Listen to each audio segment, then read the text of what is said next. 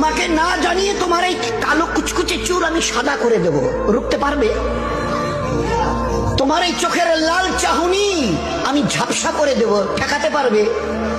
তোমার এই লোহার মতো মজবুত দাঁত 32টা 16 একটা একটা করে ট্রান্সফার করিয়ে দেবো, তোমার কাছে কোনো পারমিশন নেব না, ধরে রাখতে পারবে?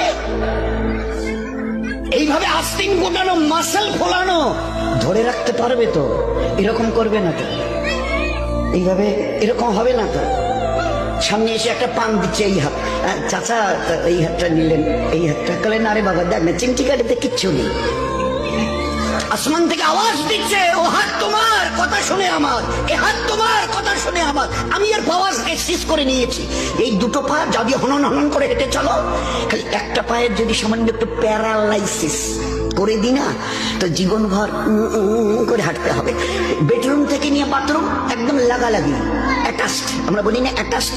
তুই বেডরুম থেকে নেমে বাথরুম কত 4-5 বেডরুমের দেয়াল, আর এই হচ্ছে বাথরুমের দেয়াল, মাঝখানে একটা দরজা।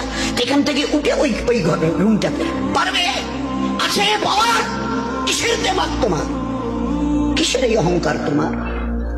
শুনুনি কোনোদিন নবীজির কাছ থেকে অহংকার, তাকাব্বুর এটা আমার চাদর, বড়াই এটা আমার চাদর, আল্লাহ বলছেন। আর আমার চাদর ধরে যে টান দেয় তার ঠিকানা কোথায়? বলেন না, সবাই কম বেশি জানে।